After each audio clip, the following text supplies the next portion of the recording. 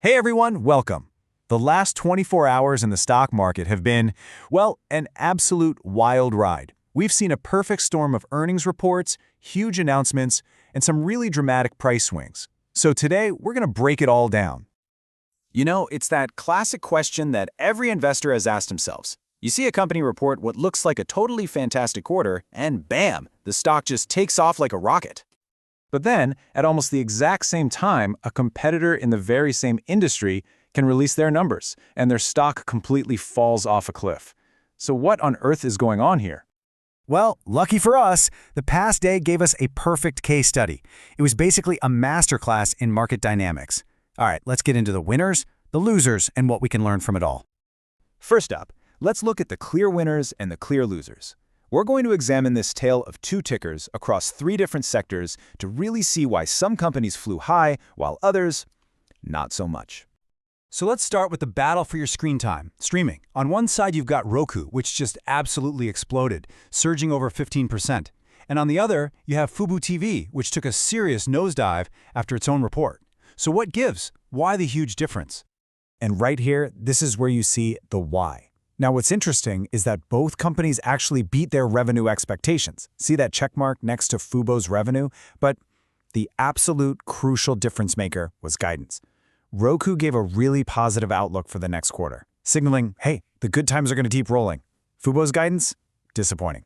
And that, right there, was the tiebreaker for investors. Now, let's see how this same dynamic played out over in the fintech space. And what's crazy is, it's pretty much the exact same story. You have a firm jumping 9% after its earnings, while Block, formerly Square, it plummeted 12%. Again, two major players, two totally opposite reactions from the market. Yeah, and when you dig into the actual numbers, it's not even a close call. Affirm didn't just beat expectations on earnings per share, it more than doubled them. And it beat on revenue too. Block, on the other hand, missed on both. This one's pretty straightforward, a clear case of overperforming versus underperforming. Okay, now you've got to hear this. Over in insurance tech, Lemonade came out swinging with this powerful statement in their letter to shareholders. They called it one of the strongest quarters in company history. Now that is confidence. And you know what? They weren't alone. As you can see from this chart, the industry giant Allstate also saw a really strong positive reaction after posting some blowout numbers. And you can see this stark contrast with their competitor, Progressive, which recently missed its earnings and got a negative reaction. It's just a clear visual divide in performance right across the sector. Okay, but here's the thing. It's not always just about the earnings report. This is where it gets a little more complex. Sometimes, even when the numbers look great, other powerful forces are at play that can move a stock. Okay, get ready for this number. This comes from the language learning app Duolingo. They were expected to earn about 76 cents per share. What they actually reported was $5.95. That's a beat of over $5 per share. I mean, that's not just a beat, that is a home run out of the park. Unbelievable. So you'd think the stock would go to the moon, right? Well, nope. It plummeted over 20%. So here's the big puzzle. With results that amazing, how is that even possible? And here it is, the answer. And it brings us right back to our main point for today. It was all about the future. While their past quarter was amazing, their guidance for future bookings, which is basically a way to measure new customer contracts, it just fell short of what investors were hoping to see. The market punished them for the road ahead, not the road they left behind. All right, another thing that can really shake up a stock is what the insiders are doing. Now, they have to report their trades on a document called a Form 4. It's pretty much a public notice that says, hey, just so you know, I'm buying or selling my company stock. And speaking of which, we just saw this happen with Robinhood. News broke that their chief legal officer sold over $3.5 million worth of stock. Now look, there can be a lot of reasons for a sale, but when investors see a big one like this, it can definitely make them a little nervous. You know, another huge mover? Big deals and partnerships. News just dropped that Disney and Warner Bros. Discovery are close to launching a new mega bundle of their streaming services. This kind of strategy, trying to combat all that subscription fatigue, sent Disney's stock up around 2%.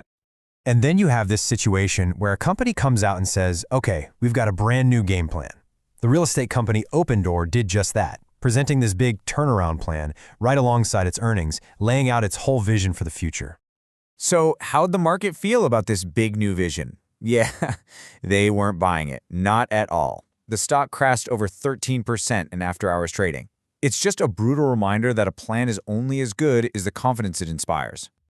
Okay, so we've talked about all this action, all this chaos. But here's an interesting twist. Amid all these earnings beats and misses and new plans, for a lot of companies, the biggest story was that there was no story at all. You look at companies like Upstart, SoFi, Zillow, Coinbase. Crickets. No major earnings, no big announcements. They were just on the sidelines. And it's a good reminder that these fireworks displays, they aren't happening everywhere all the time. Their silence kind of gives us the baseline to measure all this other noise against. So after this wild 24-hour ride, after breaking down all these winners and losers and weird surprises, what's the big lesson here? What are we supposed to take away from all this?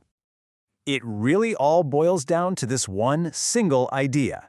The market is a forward-looking machine. Yesterday's amazing earnings report? That's already history. What the market really cares about, what it's betting on, is the promise of what's just around the corner. And that really leaves us with one final question. For you, as an investor, when you look at your own portfolio, are you focusing more on the rearview mirror at what's already happened, or are you trying your best to look down the road at what's coming next? Thanks so much for joining me.